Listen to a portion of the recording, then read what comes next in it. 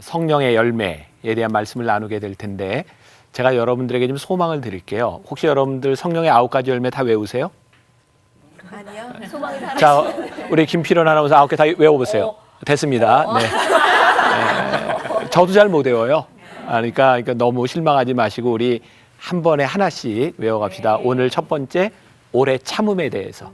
네, 오늘은 오래 참음만 기억하면 됩니다.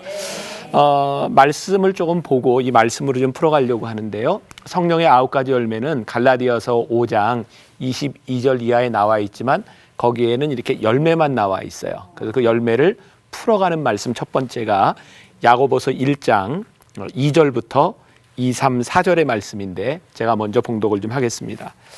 내 형제들아 너희가 여러 가지 시험을 당하거든 온전히 기쁘게 여기라. 이는 너희 믿음의 시련이 인내를 만들어내는 줄 너희가 알미라. 인내를 온전히 이루라. 이는 너희로 온전하고 구비하여 조금도 부족함이 없게 하려 함이라. 네, 인내에 대한 유익에 대해서 말씀하고 있는데 성경을 누가 좀 받아주세요. 네, 필요할 때 좀 주시고. 네. 오래 참음에 대한 이야기를 좀 나누려고 하는데 뭐 영어로는 이렇게 patience 이렇게 이야기를 하죠. 근데 여러분들 오래 참는 게 좋은 건가요? 아니에요? 오래 참는 것 좋은 것이기도 하고 또 오래 참으면 병이 되기도 하고 그런데 오래 참는 것에 대한 우리들이 기준이 필요할 것 같아요. 무조건 오래 참는 것이 성령의 열매라고 말할 수 있는가? 그 기분, 그 좀 기준. 오래 참는다고 할 때 모든 게 성령의 열매는 아니고요. 우리들이 참아야 되는 이유가 어디에서 시작되는가? 그것이 성령의 열매인가 아닌가를 구분하는 기준이 될 것 같아요. 오래 참는다. 야고보서에서는 이 인내라고 하는 것이 우리들에게 주는 유익을 많이 이야기하죠. 야고보서가 참 우리들에게 이해할 수 없는 말을 합니다. 너희가 여러 가지 시험을 만나거든 온전히 기쁘게 여겨라. 여러분들이 또 이런 질문을 던지면서 시작하고 싶은데 여러분들 시험을 만나면 기쁘세요? 아니요. 근데 왜 성경은 시험을 만나면 기쁘게 여기라고 이야기할까요? 우리들에게 시험이 올 때 그 시험의 유익을 아는 사람은 그것이 기쁠 수 있어요. 그거 자체가 기쁜 것이 아니라 시험이 올 때에 기대감을 가질 수 있어요. 그러니까 우리가 성령의 사람, 성령의 열매를 갖는다. 우리들 마음속에 하나님의 마음을 갖는다고 하는 것은 우리가 보편적으로 느끼는 것이 아니라 우리들이 믿음의 눈으로 볼 수 있는 거죠. 제가 목회를 하면서 여러분들 제 얼굴을 보기에 편안해 보입니까? 안 편안해 보입니까? 편안해 보이죠. 그러면 저는 문제가 많이 있을까요? 없을까요? 네, 저도 그러고 싶어요. 근데 제 삶에도 참 많은 문제들이 있어요. 근데 제가 정말 고백할 수 있는 건 어느 날 저에게 다가온 거였어요. 내 삶의 문제는 늘 내 삶에 기대를 하게 만든다는 거였어요. 제가 하나님의 은혜를 체험하고 난 전후에 가장 큰 차이가 있다면 그전에는 내가 시험을 당하고 어려움을 당할 때 내 인생이 꼬인다는 생각을 많이 했어요. 왜냐하면 내 마음대로 안 되니까. 근데 제 삶으로 하나님의 은혜를 고백하고 난 후에는 나에게 어려움이 올 때 내 인생이 꼬일 때 분명히 하나님의 계획이 있다는 거예요. 그래서 사실 저는 문제가 없으면 조금 불안해요. 꼭 문제가 올 거거든요. 근데 이게 단순한 불안함의 차원이 아니라 어쩌면 기대감인 거예요. 문제가 올 때 이것이 나에게 유익이 있다. 물론 문제는 쉬운 일은 아닙니다. 그러나 우리들의 삶에 기대감을 가지게 할 수 있는 거죠. 성령의 사람은요. 지금 나에게 무슨 일이 일어나고 있는가 여기에 초점이 아닙니다. 지금 나에게 일어나는 환경에 대한 문제가 아니라 지금 내 안에 무슨 일이 일어나고 있는가. 보통 사람들은 내 주변에서 일어나고 있는 일 때문에 일희일비합니다. 야고보서가 이야기했던 너희들이 시험을 만나도 너희들이 즐거워하라고 말씀할 수 있었던 이유는 환경의 문제가 아니라 내 속에서 일어나고 있는 일 때문이었어요.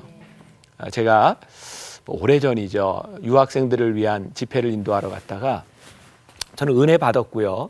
제가 목회도 정말 열심히 할 때였는데 제가 제 설교를 하고 다음 목사님의 설교를 제가 학생들과 똑같이 앉아서 듣고 있을 때였어요. 그때 목사님이 학생들에게 물었습니다. 여러분들 안에 성령님이 계십니까? 저는 은혜를 받은 사람이었는데 제가 그 물음에 대해서 쉽게 대답하지 못했어요. 진짜 내 안에 성령님이 계신가? 진짜 내 안에 성령님이 계신가? 그날 제가 좀 바닥에 무릎 꿇고 통곡하고 울었어요. 제가 몇 달 전에 유럽에 갔다가 벌써 그게 10년 전이거든요. 그때 그 자리에 있었던 평신도를 한 사람 만났어요. 근데 그분이 그 10년 만에 만난 누군지도 모르는 분인데 제가 목사님을 기억하는데 그때 파리에서 무릎 꿇고 통곡하던 목사님의 기억을 기억합니다. 근데 그때 이후에 정말 제 삶은 참 많이 변했어요. 은혜를 받은 것 그것이 문제가 아니라 내 안에 성령님이 계신가 그게 저에게 끊임없는 물음이었던 것 같아요. 로마서 5장 3절부터 5절까지 보면 우리가 잘 아는 말씀이 나옵니다. 다만 이뿐 아니라 우리가 환난 중에도 즐거워하나니 이는 환난은 인내를, 인내는 연단을, 연단은 소망을 이루는 줄 알미로다. 소망이 우리를 부끄럽게 하지 아니함은 우리에게 주신 성령으로 말미암아 하나님의 사랑이 우리의 마음에 부은 바 됨이니. 성령의 사람은 이렇게 묻습니다. 아직도 당신의 마음 가운데 소망이 있습니까? 근데 그 소망은 그리스도로 말미암은 소망입니까? 여러분들 속에 소망이 변치 않는 것은 여러분들을 향한 하나님의 사랑이 결코 변하지 않는다는 믿음이 여러분들 가운데 있습니까? 이때 우리들의 소망, 믿음, 인내 이것이 연결되는 거죠. 얼마 전에 있었던 세월호 참 힘든 일이죠. 그 힘든 때 부활절을 우리들이 맞이했잖아요. 부활절 설교가 얼마나 힘들었는지 몰라요. 더욱 우리 크리스찬들에게 그 상황에서 믿음을 지킨다는 일이 너무 힘든 일이었어요. 근데 그때 저에겐 굉장히 다행스럽게도 저에게 부목사님이 설교를 하기로 돼 있었고 저는 사회를 봤어요. 미리 정해져 있던 일이에요. 근데 정말 그 상황에서 설교를 안 하는 게 제가 얼마나 다행스럽게 내가 무슨 말을 할까 이 부활절에. 근데 저는 그때 우리 부목사님을 통해서 정말 큰 은혜를 받았어요. 그 부목사님도 많이 고민하다 이런 얘기를 한 것 같은데 그 미국에서 있었던 실화입니다. 토네이도가 그 마을을 이렇게 휩쓸고 지나가면서 종료주일에 교회가 토네이도에 휩쓸려 갖고 교인들과 그 목사님의 딸이 죽었습니다. 그 상황에서 일주일 후에 부활절 예배를 드려야 되는 목사님, 설교를 하는 그 목사님에게 의연하게 설교하는 목사님에게 기자가 와서 물었답니다. 목사님, 이런 상황에서 목사님의 믿음이 흔들리지 않습니까? 어떻게 믿음을 지킬 수 있습니까? 그때 목사님이 이렇게 대답했답니다. 아니요, 내가 믿음을 지키는 것이 아니라 내 속에 있는 믿음이 나를 지켜줍니다. 내 속에 있는 믿음이 나를 지켜줍니다. 많은 사람들이 힘들어하고 우리들이 대답할 수 없는 문제를 가지고 우리들이 고통 가운데 많이 어려워합니다. 그것을 지켜주는 것은요, 내 속에 있는 믿음입니다. 우리가 성령의 사람, 우리들이 오래 참는다고 하는 것은요, 내 의지가 아니라 내 속에 있는 믿음, 내 속에 계신 성령님께서 우리를 지켜주시는 것. 그래서 참을 때 그것이 성령의 열매인 거죠. 여러분들이 스스로 난 여기서 참아야 돼. 이것이 성령의 열매가 아니라 내 속에 있는 그 믿음 때문에 우리들이 참을 수 있을 때 우리들의 성령의 열매라고 말할 수 있어요. 참는다고 하는 것은 우리들에게 소망을 주죠. 제가 요즘 새로운 취미에 빠졌습니다. 뭐냐면 제가 스케이트를 배우기 시작했어요. 스피드 스케이트. 저희 교회 집사님이 이제 국가대표들 뭐 이렇게 가르치고 하는 감독입니다. 그래서 저한테 스케이트를 배우라고. 제가 이게 폼이 탁 나올 텐데 스피드 스케이트 제가 근데 제가 첫날 배우던 날 그분한테서 이런 얘기를 들었어요. 여러분들 이상화 선수 알죠? 네. 이상화 선수가 고등학교 때 굉장히 뛰어난 그런 선수였는데 대학 갈 무렵에 슬럼프가 왔답니다. 그래서 국가대표로 뽑아야 되냐 말아야 되냐 그것까지 고민할 정도로 도저히 안 되는 거예요. 능력은 있는데. 그래서 이상화 선수를 위해서 원래 100m, 1000m 종합 성적을 내는데 500m만 가지고 성적을 내서 국가대표가 된 거예요. 근데 이상화 선수가 국가대표 선수가 돼서 열심히 한 거예요. 그때 슬럼프에. 근데 그 감독님이 이야기하는 이상화 선수는요. 다른 선수들은 예를 들어서 10바퀴를 채워라. 그러면 10바퀴를 채우려고 애쓰는데 이상화 선수는 10바퀴를 채우고 꼭 더 탄답니다. 얼마나 힘들었겠습니까? 그 선수에게 소망이 없었다면 그 인내가 가능할까? 그리고 어느 날부터인가 이 선수에게 그 실력이 나타나기 시작한 거죠. 인내는요. 우리들이 소망을 가지며 나아갈 때 열매로 분명히 다가와요. 미국의 유명한 베이비루스인가요? 홈런 타자? 야구 선수. 야구 선수. 그 선수도요. 야구 선수는 예외 없이 슬럼프를 경험합니다. 700여 개의 홈런을 쳤는데요. 여러분 대부분의 홈런 타자들은 홈런 숫자보다 스트라이크 아웃 당한 숫자가 많습니다. 근데 아무도 저 사람이 스트라이크 아웃 몇 개 당했지 이렇게 세지 않습니다. 홈런을 몇 개 쳤는가. 이 베이비루스가 아주 유명한 이야기를 했는데 기자들이 당신은 슬럼프에 오래 빠져 있을 때 그것을 어떻게 지나갑니까? 근데 이 선수가 이렇게 되면 나는 타석에 서서 슬럼프에 빠져 있을 때면 늘 투수가 불쌍합니다. 왜냐하면 언제 내가 이걸 극복할지 모르는데 저 선수가 혹시 나한테 맞지 않을까. 그래서 늘 이 슬럼프는 극복되는 것이라고 하는 생각을 가지고 늘 서서 투수를 불쌍히 여겼다는 거예요. 멋있잖아요. 네. 우리들이 똑같은 우리들의 삶의 고난, 역경, 때로는 우리들이 인생의 슬럼프를 지나갈 때 그 속에 소망을 가지고 가느냐, 그렇지 않느냐. 근데 여러분들에게 소망을 주는 건 여러분들의 의지가 아닙니다. 여러분들의 의지를 뛰어넘는 하나님의 역사, 성령님의 역사, 그것이 우리들에게 있는가. 자, 분명히 제가 이야기하는데 오래 참음이 성령님의 역사라고 한다면, 성령의 열매라고 한다면 그것은 우리들에게 주는 분명한 유익이 있어요. 자, 오늘 우리가 읽은 본문 말씀 가운데 4절 다 잊어버렸을 거예요. 제가 다시 한번 이야기할게요. 인내를 온전히 이루라. 이는 너희로 온전하고 구비하여 조금도 부족함이 없게 하려 함이라. 인내가 목적이 아닙니다. 그 목적이 뭐예요? 우리로 하여금 온전하게 하기 위해서 인내를 이루라. 그러니까 이 인내는 우리들의 삶의 열매로 나타나요. 우리를 온전하게 만들어주는 거죠. 그래서 히브리서 6장 12절에도 게으르지 아니하고 믿음과 오래 참음으로 말미암아 약속들을 기업으로 받는 자들을 본받는 자 되게 하려는 것이니라. 기업으로 본받은 여러분 성경에 나타나는 인물들의 특징들이 있습니다. 뭐냐면 그들은 인내했던 사람들이에요.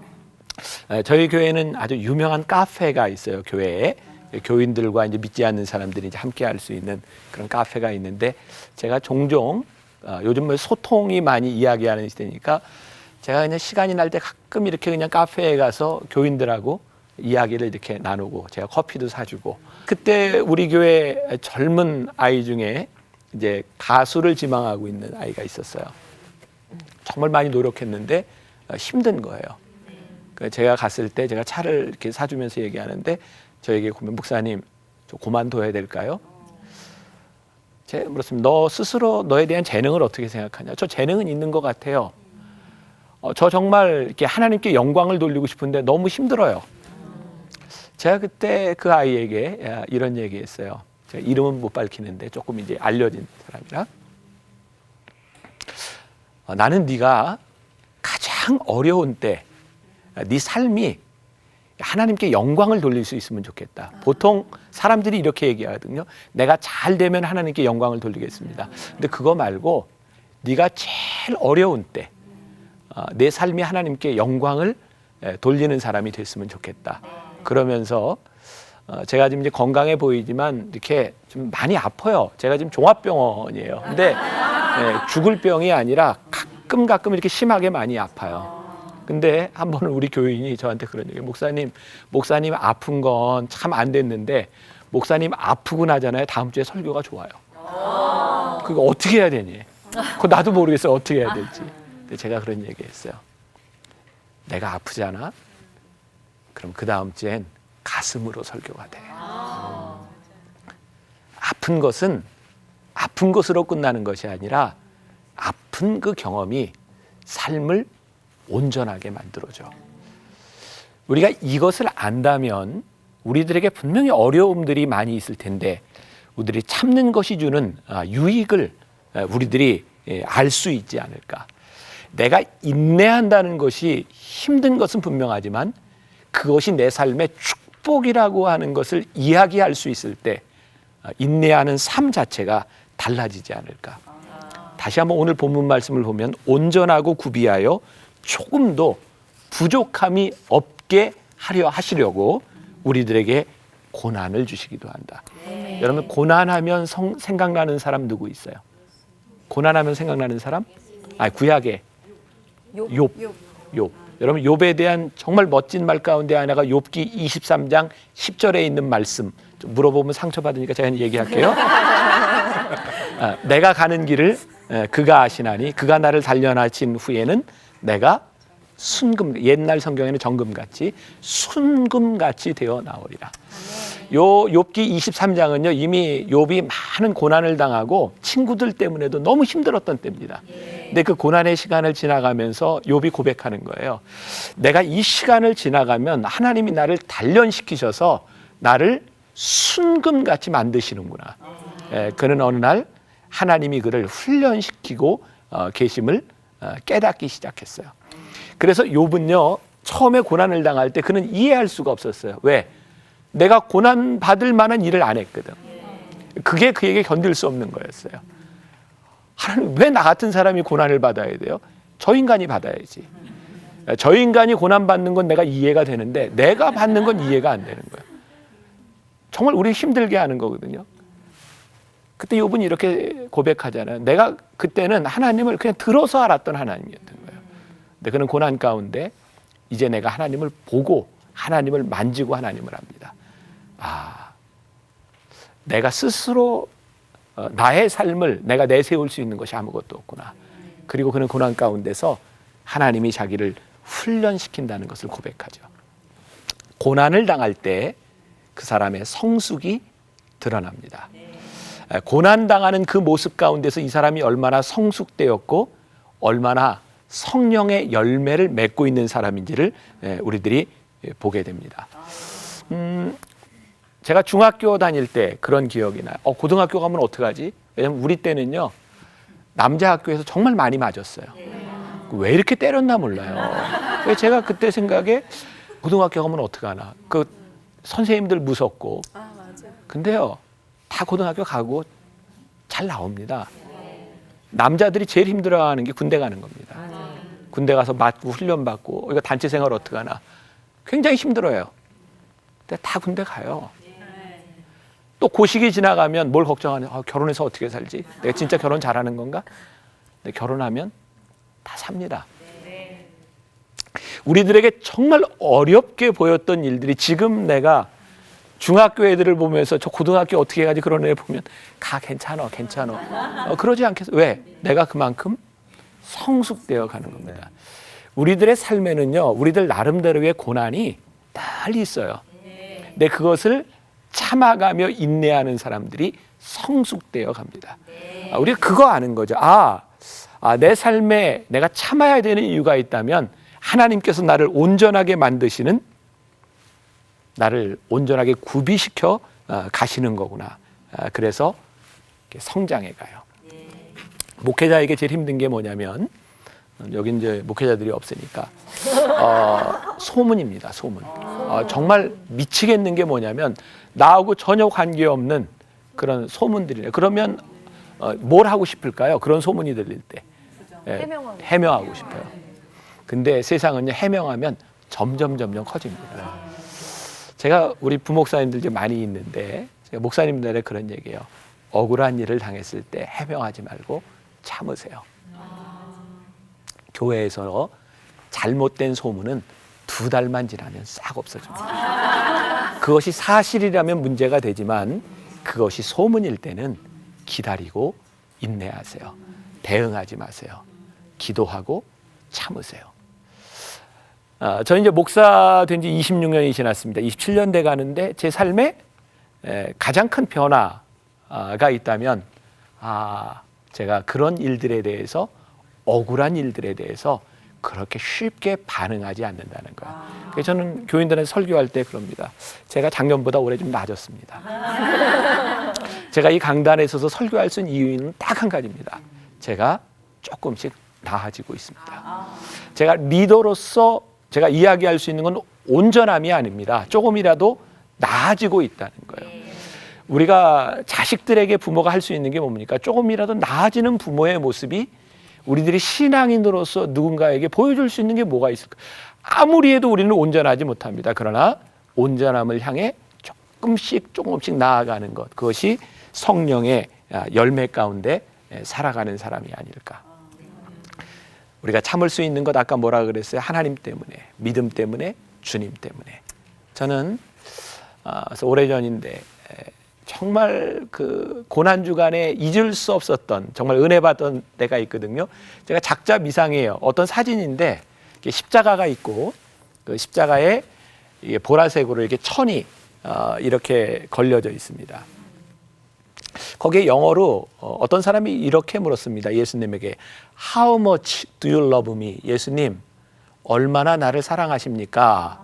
그랬더니 예수님께서 He armed stretch out, 손을 쫙 벌리고 이렇게 말씀합니다. This much, 내가 이만큼 사랑한다. 그리고 십자가에서 죽으셨어요. 이만큼 끝까지 손을 벌려서 죽으셨어요. 여러분, 우리가 참을 수 있는 이유, 우리들이 여기에 불리움을 받은 이유, 그 어떤 것으로도 얘기할 수 없는데요. 주님이 우리를 사랑하셨기 때문에 그 사랑 때문에 우리들이 견뎌요. 여러분, 사랑하면 견딜 수 있지 않습니까? 저도 요즘 이제 나이가 들어가는 게 제가 제 아내 눈치를 많이 봐요. 그전에 안 그랬는데 제가 얼마 전에 이제 병원에 입원해 있었어요. 조금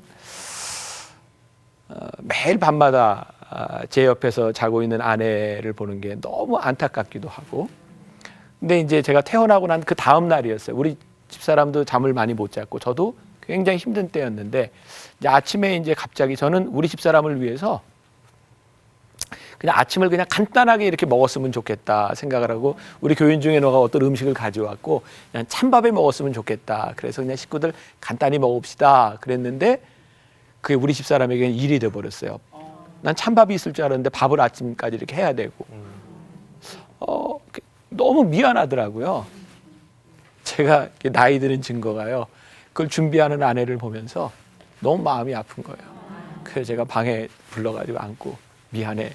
진짜 미안해. 울었어요. 근데 제 아내가요. 그걸로 됐어요. 다. 주님이 우리를 사랑한다. 그거 하나로 됩니다. 우리가 참고 견디고 우리들이 나갈 수 있는 거, 그게 성령의 열매고요. 인내는 모든 우리의 문을 엽니다. 제가 젊은이들에게 하는 얘기가 있습니다. 여러분, 해야만 되는 일을 하십시오. 그러면 하고 싶은 일을 할 때가 옵니다.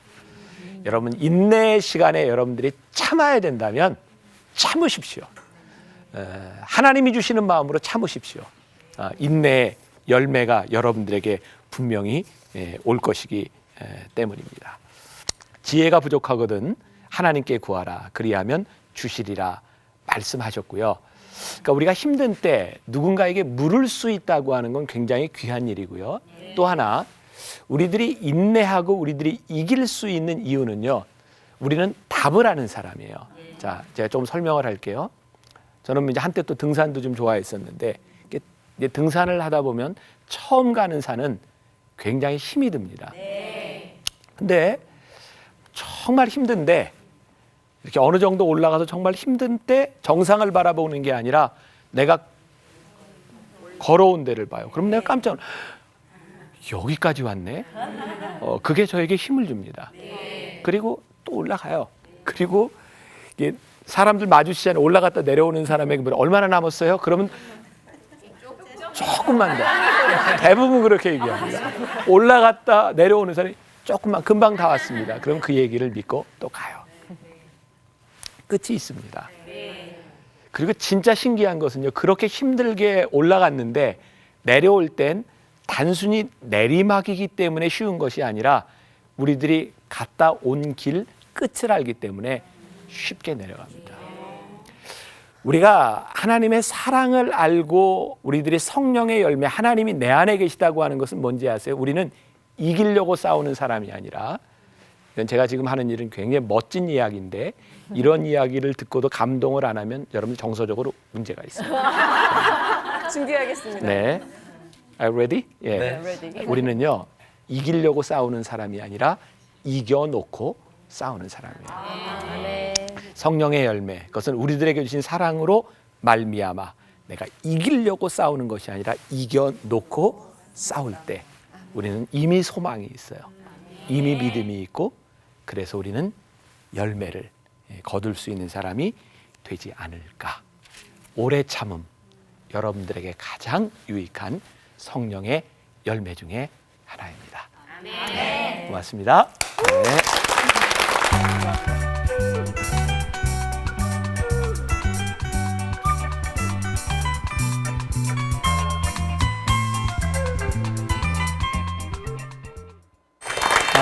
오늘은 성령의 열매 중에 자비에 대한 그런 이야기를 나누어 보려고 하는데, 지난주에도 여러분들에게 말씀드렸지만 이 성령의 열매에 대해서는 갈라디아서 5장 22절 이하에 나와 있습니다. 그것을 조금 더 잘 설명해 줄 수 있는 성경 구절을 제가 좀 택해 보았는데요. 오늘 자비에 대한 말씀을 나누기 위해서 사무엘하 9장 3절부터 8절까지의 말씀을 좀 보겠습니다. 참으세요. 재채기하지 말고. 네, 참으세요. 오래 참아야 돼. 네, 사무엘하 9장 3절부터 8절까지 말씀 제가 읽어드릴게요. 왕이 이르되 사울의 집에 아직도 남은 사람이 없느냐, 내가 그 사람에게 하나님의 은총을 베풀고자 하노라 하니, 시바가 왕께 아뢰되 요나단의 아들 하나가 있는데 다리 저는 자니이다 하니라. 왕이 그에게 말하되 그가 어디 있느냐 하니, 시바가 왕께 가로되 로드발 암미엘의 아들 마길의 집에 있나이다 하니라. 다윗 왕이 그 사람을 보내어 로드발 암미엘의 아들 마길의 집에서 그를 데려오니, 사울의 손자 요나단의 아들 무비보셋이 다윗에게 나와 그 앞에 엎드려 절하매, 다윗이 이르되 무비보셋이여 하니, 그가 이르기를 보소서, 당신의 종이니이다. 다윗이 그에게 이르되 무서워하지 말라. 내가 반드시 내 아버지 요나단으로 말미암아 내게 은총을 베풀리라. 내가 내 할아버지 사울의 모든 밭을 다 내게 도로 주겠고, 또 너는 항상 내 상에서 떡을 먹을지니라 하니, 그가 절하여 이르되 이 종이 무엇이기에 왕께서 죽은 개 같은 나를 돌아보시나이까 하니라. 아멘. 성경을 좀 부탁드릴게요. 오늘 여기에 나오는 두 사람의 이야기, 다윗과 무비보셋에 대한 이야기입니다. 이 마지막 절에 굉장히 마음 아픈 구절이죠. 다윗이 무비보셋에게 내가 너에게 좀 자비를 베풀려고 한다 하는데, 무비보셋이 죽은 개 같은 나에게. 그러니까 사실 무비보셋이 다윗에게 이 자비를 받는다고 하는 것은 도저히 생각할 수 없는 일이었고요. 오늘 본문 가운데서 나오지만 무비보셋은 누구냐면 다윗의 친구였던 요나단의 아들이고, 다윗을 죽이려고 했던 사울의 손자입니다. 다윗은 이미 왕이 되어 있었고, 뭐 그 당시의 상황으로 보거나 우리나라의 역사에도 보면 정적들은 씨를 남기지 않고 죽여야 되는 거죠. 그러니까 그래서 이 무비보셋에게 있어서 다윗이 자비를 베푼다라고 하는 것은 기대할 수도 없는 일이었고, 그리고 이 무비보셋이 얼마나 비참한 생활을 하고 있었냐면, 그가 어렸을 때 도망가려고 하다 유모가 떨어뜨려서 두 발을 다 접니다. 다리가 부러졌어요. 평생을 절뚝발이로. 그리고 그가 살고 있던 것이 로드발, 이게 황무지라고 하는 뜻인데, 그는 죽음의 위협을 피해서 황무지에 숨어 있었던 것 같아요. 그런데 다윗이 찾아낸 거예요. 다윗은 선한 의지를 가지고 있었지만 발각당한 무비보셋은 굉장히 생명의 위협을 느끼는 그런 상황. 그러니까 이것은 자비나 은총이나 이런 것이 일어날 수 있는 상황이 아니라 당연히 다윗이 사람을 보내서 무비보셋을 죽여야 되는 상황. 그래서 죽은 개 같은 나에게, 이런 표현도 나오지 않았을까. 자, 먼저 이 자비라고 하는 말, 우리가 성경에서 많이 나오는 사랑이라고 하는 말 아가페도 연관이 되어 있고요. 이 자비라고 하는 이 말이 영어 성경에 보면 다른 말로 이 gentleman 혹은 kindness, 친절 이런 말로도 표현이 됩니다. 그런데 그 히라보 원어에 보면 크리스토테스라고 하는 말이에요. 크리스토테스, 뭐 비슷한 말이 뭐가 있죠? 크리스토테스. 이 크리스토테스는 그리스도와 아주 비슷한 발음을 가지고 있고요. 그리스도라고 하는 이미지를 우리들에게 주는 말이기도 합니다. 여러분, 자비라고 하는 말은요 굉장히 중요한데, 저는 이제 공부할 때 특히 초대 교회사를 공부를 했어요. 근데 그 초대 교회사에 보면 그 로마의 왕들이 소위 10명의 유명한 박해자들이 나와서 예수 믿는 사람을 많이 죽였는데, 그 이후에 이제 소위 이제 콘스탄티노플 그 회의 이후에 기독교가 공인되고요. 이제 기독교가 로마의 이제 국교까지 가게 되는 그런 상황 중간에 유일하게 배교자 왕이 하나 나옵니다. 그 사람이 줄리안이라는 사람이에요. 근데 이 줄리안이라고 하는 사람이 황제가 되어서 이제 기독교 국가로 돼가는 과정에서 이교도의 나라를 세우려고 해요. 그래서 이교도의 제사장들에게 편지를 보내요. 어떻게 이교도를 부흥할 것인가. 근데 이제 제가 이제 그걸 가지고 박사학위 논문을 썼는데요. 그 이교도들에게 보낸 줄리안의 편지에 보면 재밌는 구절이 나옵니다. 이교를 부흥하기 위해서 기독교인을 본받으라. 이교도가 왜 안 되고 기독교가 왜 부흥하는가? 거기에 보면 그런 표현이 나옵니다. 기독교인들은 소위 이방인, 영어로 하면 stranger, 이방인들에게 친절하게 하는데 너희들 그거 본받아라. 그 당시 초대교회예요. 이 자비라고 하는 것, 여러분 우리가 많이 쓰는 요즘 호스피스라고 하는 말 있죠? 네. 그 말도 이제 hospitality, 이렇게 환대라고 하는 말에서 나와 있는데, 당시 그 줄리안이 이 말을 많이 사용합니다. 기독교인들은 기독교를 믿지 않는 사람에게도, 우리와 같은 종교를 가지지 않은 사람들에게도 자비롭다. 그래서 당시의 초대교회에 기독교인들의 아이덴티티를 이야기하는 중요한 단어가 바로 자비, hospitality라고 하는 말입니다. 자, 우리들의 정체성. 또 하나 재밌는 것은요, 오늘 한국 교회가 사회로부터 많은 공격을 당하죠. 근데 우리 공격당하는 우리가 굉장히 좀 분하죠. 그래서 우리는 사람들에게 우리는 그렇지 않습니다라고 많이 이야기합니다. 여러분들이 생각하는 것처럼 우리가 그렇지 않아요. 우리는 이렇게 봉사하고 이렇게 하고 이렇게 좋은 일을 많이 합니다. 근데 세상 사람들은 우리들에게 당신들은 그렇지 않습니다라고 얘기해요. 여러분, 정체성이라고 하는, 오늘 영어를 자꾸 써서 죄송합니다. 아이덴티티. 네, 정체성이라고 하는 것은요, 이건 제 생각입니다. 내가 생각하는 나가 정체성이 아닙니다. 사실은 다른 사람이 나를 생각하는 것이 정체성입니다. 여러분, 안디옥에서 예수를 믿는 사람들이 처음으로 그리스도인이라 불리움을 받습니다. 그 당시 예수 믿는 사람들이 나 그리스도인 뭐 이러고 다닌 게 아니라, 그들을 보니까 이방인들이 저 사람들은 예수님을 따라가는 사람이야 라고 그리스도인이라고 부르기 시작합니다. 기독교인의 정체성은요, 내가 이렇다라고 주장한 것이 아니라 다른 사람들이 그리스도인은 이런 사람이다. 그 중에 하나가 바로 자비, kindness.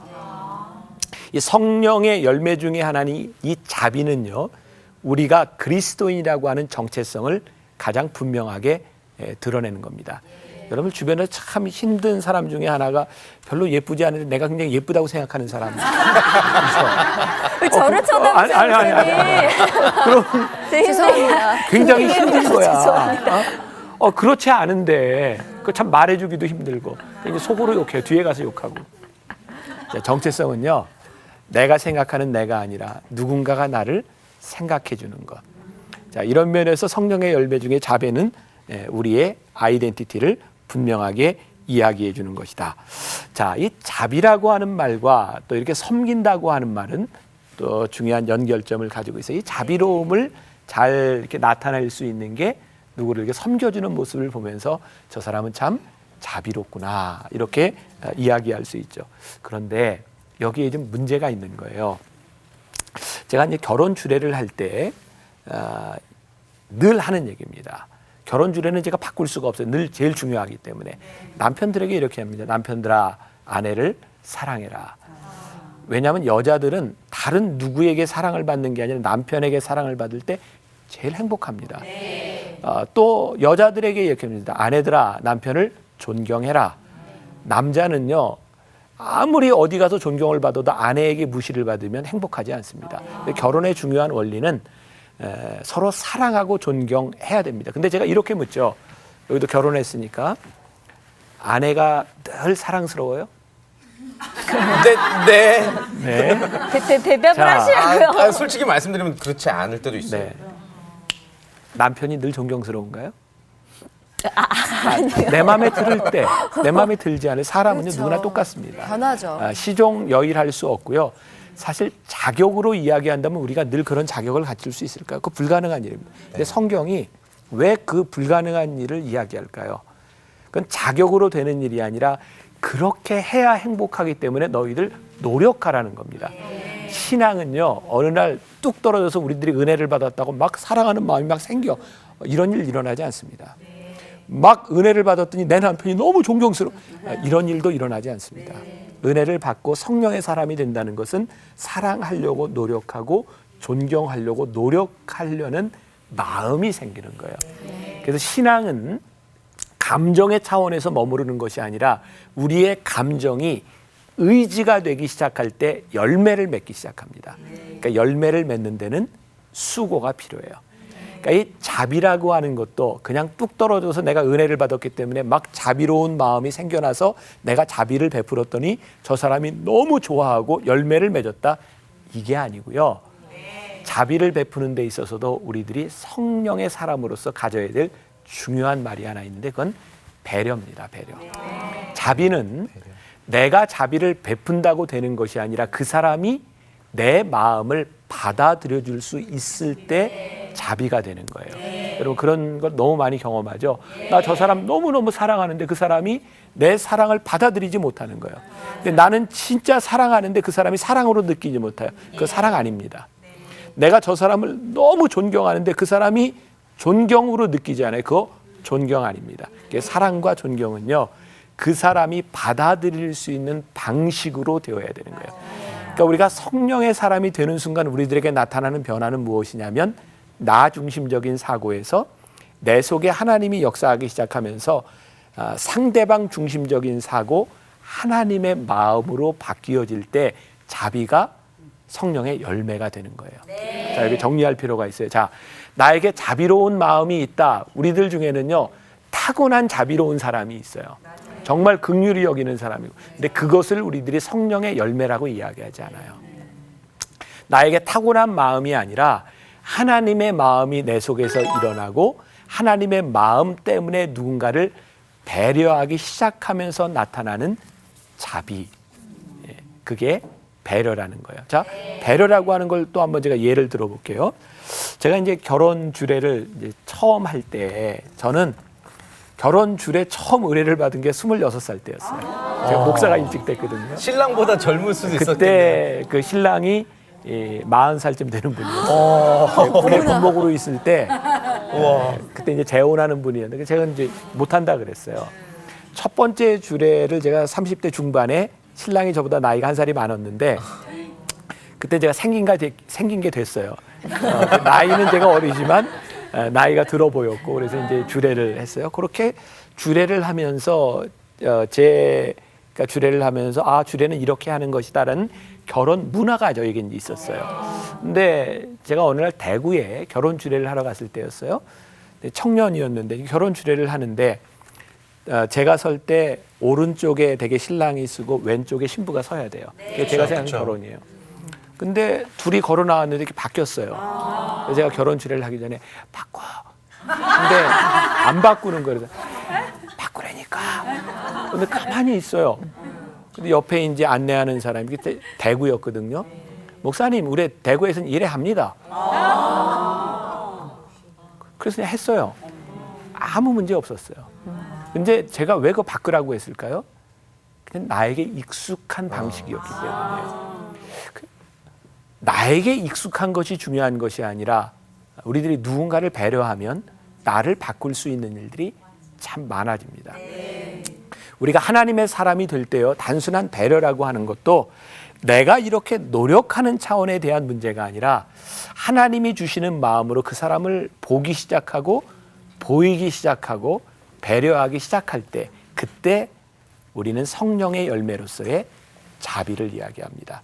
자, 이제 여러분들 속에 일어난 그냥 평범한 자비, 그것이 아니라 하나님이 우리들에게 주시는 그 마음으로 배려하는 것이 성령의 열매다. 자, 여기까지 정리가 좀 되셨어요? 네. 자, 제가 이야기를 하는 조금 긴 이야기인데 제가 준비했던 것을 한번 읽어드릴게요.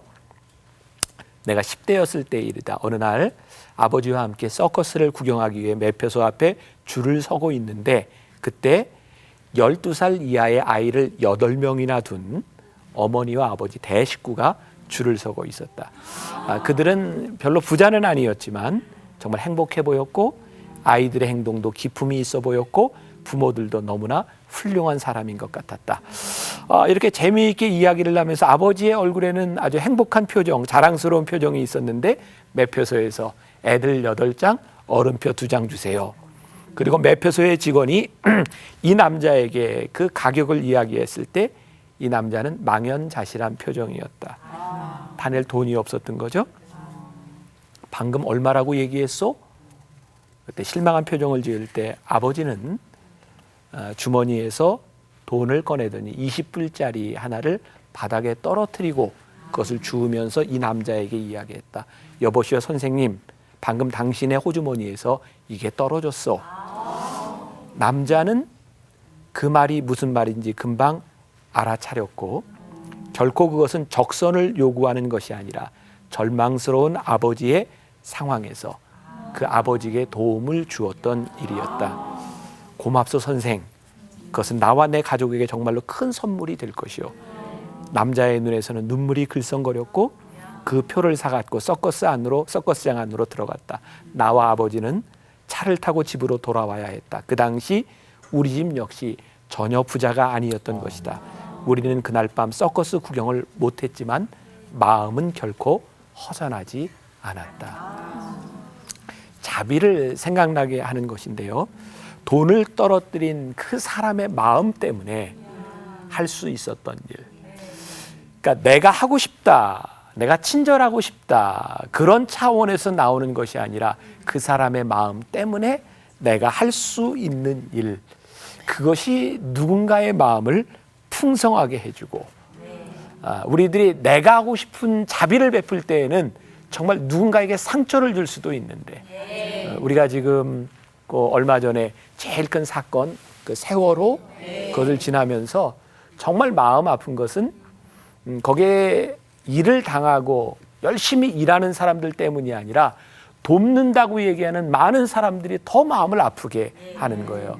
그래서 우리들이 영적으로도 신앙적으로도 성숙한다고 하는 것은 내가 생각하는 자비를 베푸는 것이 아니라 그 사람들의 마음이 내 속에 들어오게 될 때, 그런데 그게 내 의지로 되나요? 저는 이게 정말 성령의 역사라고 생각하는 것은요, 제 경험인데, 저는 미국의 유학 시절에 공부를 하면서 저에게 큰 마음에 이제 짐이 생겼어요. 저는 이제 공부를 하고 목회를 해야 되겠다고 생각했는데, 저는 굉장히 마음이 제가 생각할 때 좀 차가운 사람입니다. 저는 이렇게 영화를 보고 운다거나 이런 사람 이해가 안 되는 사람이에요. 왜 영화를 보고 울어? 근데 그때 제가 유학 시절에 제가 출석하던 교회 담임 목사님이요, 제가 6개월을 그냥 성가대 봉사하면서 있었는데 설교하면서 2번을 우셨어요. 사업에 실패했던 교인의 이야기, 또 교통사고를 나서 어려움을 당하는 교인의 이야기, 목사님이 강단에서 2번 우셨어요. 그때부터 제가 그런 기도했어요. 하나님, 저에게 저 마음 주세요. 제가 목회하려면 하나님, 저 마음이 있어야 될 것 같아요. 기도하기 시작했는데 진짜 놀라운 것은요, 하나님이 그 마음을 주셨어요. 저는 정말 눈물을 흘릴 줄 모르는 사람이었어요. 또 요즘은 제가 울보예요. 말씀을 보면서도 참 많이 울고, 저는 그냥 설교하다 교인들이 너무 좋아서 울고요. 참 많이 울어요. 저에게 제일 감사한 게, 제가 목회자로서 제일 감사한 게 하나님이 저에게 그 마음 주신 거거든요. 자, 제가 목회를 하면서 내 마음을 가지고 한다면 제가 참 너무 힘들 것 같아요. 근데 내 속에 주셨던 그것을 볼 수 있는 마음. 내가 다윗의 이야기로 다시 돌아가면 다윗이 무비보셋을 찾아가요. 그러면서 다윗이 무비보셋에게 자비를 베풀면서 두 가지를 이야기해요. 하나는 무비보셋아, 내가 너에게 내 식탁에서 먹을 수 있는 너희 아버지가 너희 할아버지가 주었던 모든 재산을 너에게 줄 텐데 내가 이것을 주는 것은 두 가지인데 하나는 하나님께서 나에게 베풀어 주셨던 하나님의 은총을 생각하고 또 하나는 너의 아버지 요나단이 나에게 베풀었던 그 은총을 인하여 내가 너에게 자비를 베풀려 한다. 다윗이 자비를 베푸는 동기가 분명하게 나와 있는데요. 그는 하나님께로부터 받은 그 은총 때문에 그에게 자비를 베풀어야 되겠다는 마음을 가져요.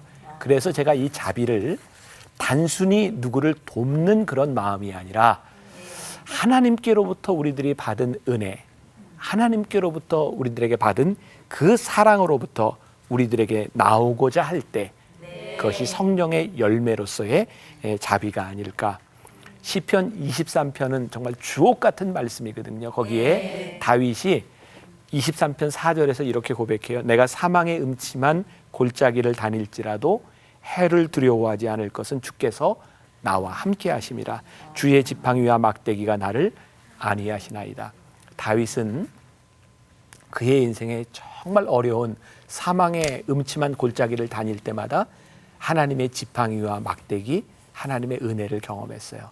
그래서 다윗의 마음 가운데는요, 자기를 지키셨던 죽음의 위협 가운데서 그를 늘 함께 해주셨던 그 은혜 때문에 다윗은 무비보셋에게 은혜를 베풀어요.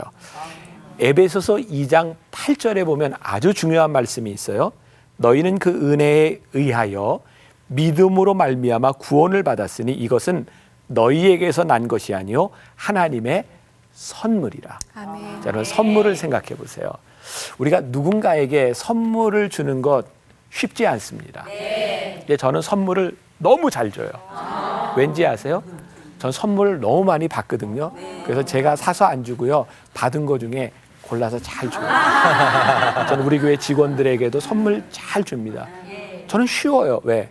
받은 거 줘요. 우리가 크리스찬으로서 자비로운 삶을 살아간다고 하는데 여러분들이 하나님의 자비를 받으면요, 자비를 베푸는 것이 그만큼 쉬워요. 근데 자비를 받지 못한 사람이 자비를 베풀려면 너무 힘들어요. 그래서 여러분들에게 누군가에게 자비롭지 못하다면 여러분들 안에 하나님의 은혜가 없어요. 우리들이 기도해야 될 것이 있어요. 하나님, 제 속에 하나님께로 받은 그 은혜, 그것이 내 속에 늘 살아있게 하여 주셔서 내가 누군가에게 이 사랑을 줄 수 있는 사람이 되게 하여 주옵소서. 그 사도 바울이 했던 멋진 말이 있죠. 헬라인에게나 야만인에게나 지혜 있는 자나 어리석인 자에게 내가 다 빚진 자다. 내가 빚졌다고 생각하는데 어떻게 자비롭지 않을 수 있겠어요? 어떻게 그 빚을 갚지 않을 수 있겠어요? 자비가 있는 곳에는요, 감동이 있어요. 저는 우리 크리스찬들 성령의 역사가 일어나는 곳에 일어나는 감동, 그 감동이 일어날 때 우리들의 아이덴티티가 생겨요. 우리 크리스찬들이 아무리 세상을 향해서 자비롭다, 우리는 자비로운 사람이다, 우리는 사랑을 베푼다, 이렇게 우리들이 말하고 주장할 필요 없습니다. 우리들의 삶을 통해서 내가 받은 것으로 감동이 일어나기 시작할 때 우리들의 아이덴티티가 점점 만들어져요. 사도 바울이 은혜를 받은 사람이었지만 그가 사역하는데 처음에 너무 힘들었어요. 왜? 그의 이미지 때문에.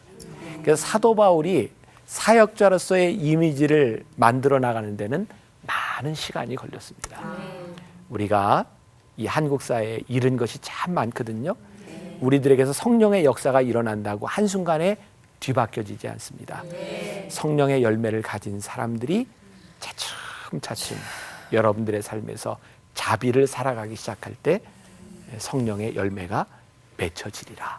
한번 여러분들 이 말씀 부여잡고 여러분들의 삶에서 솔로몬의 지혜로 자비의 열매를 맺을 수 있기를 주님의 이름으로 간절히 부탁합니다. 아멘. 고맙습니다.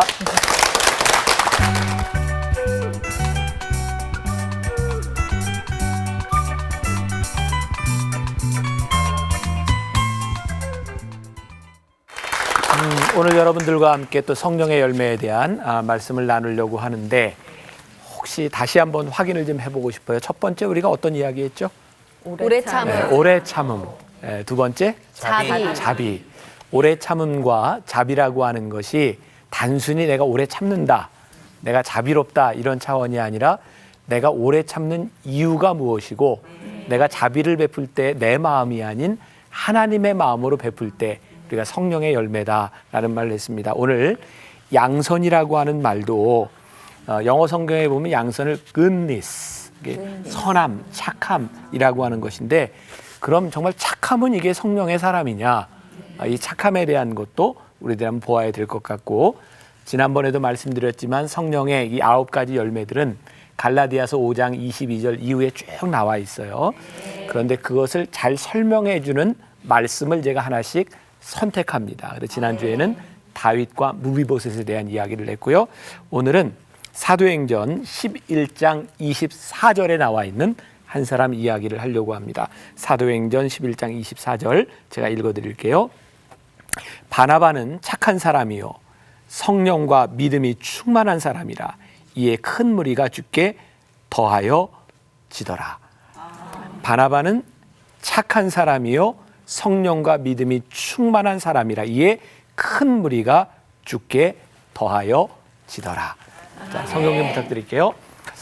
자, 저는 성령의 사람이 있는 곳에 중요한 특징 중에 하나가 저는 사람들이 모이는 일이라고 생각해요. 이게 모이는 이유가 단순히 재미를 통해서 모일 수도 있죠. 그러나 나쁜 사람들도 모일 수도 있고 그러나 그거와 더불어서 성령의 역사가 일어나는 곳에는 사람들이 모이는 것이다 라고 생각해요. 그래서 내가 아무리 성령의 사람이라고 나는 하나님과의 관계 속에서 내가 살아간다고 하지만 누군가 내 곁을 떠나가고 누군가 나에게서 상처를 받는다고 하면 우리가 한번 점검해 볼 필요가 있다.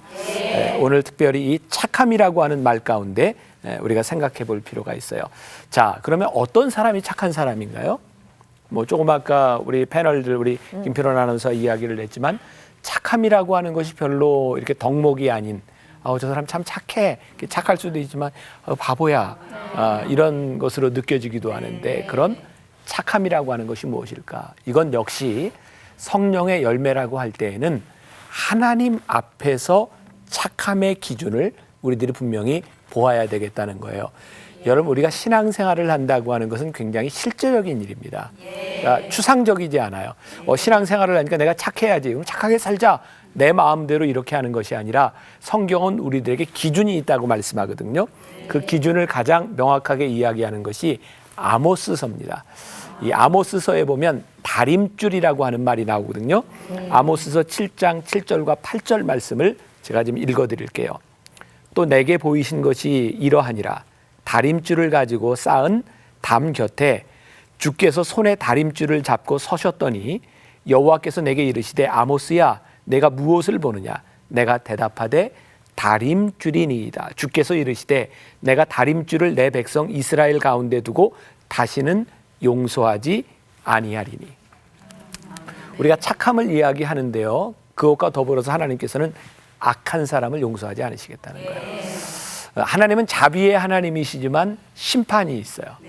자, 그런데 그 기준이 뭐냐? 하나님께서 집을 지을 때 우리들이 이 수평이 맞는가를 보기 위해서 위에서부터 다림줄을 내립니다. 거기에 맞춰서 벽돌을 쌓는데 하나님께서 우리들에게 다림줄을 내리고 계시대요. 그래서 내가 선한지 악한지 옳은지 그른지를 우리 하나님께서 보시겠다는 겁니다. 그러므로 우리들이 성령의 열매로서의 이 양선, 착함을 이야기할 때는 하나님 앞에서의 기준을 우리들이 분명히 이야기할 필요가 있을 것 같아요. 자, 성경에 나오는 착한이라고 하는 말이 들어가는 사람이 하나 있어요. 착한? 착한? 사마리아예요. 사마리아. 네, 영어는 good 사마리탄이라고 나와 있죠. 자, 여러분 착한 선한 사마리안이라고 하는 사람이 나오는데 강도 만난 사람들에게 누가 이웃이냐라고 하는 거죠. 그때 사마리아인 말고 먼저 두 사람이 지나갔어요. 누가 지나갔죠? 바리새인. 레위인가? 레위인. 죄송합니다. 안 물어볼게요. 죄송합니다. 네. 제사장과 죄송해요. 여러분들에게 상처를 드려서 제가 여러분들을 너무 배려하지 않는 것 같아요. 죄송합니다. 네. 제사장과 레위인이 이렇게 지나갑니다. 그 사람들이 뭐 나빴나요? 뭐 그 사람들이 특별히 나빴다고 하는 이야기가 없어요. 그런데 사마리아인을 두고 선한 사마리아인이라고 이야기합니다.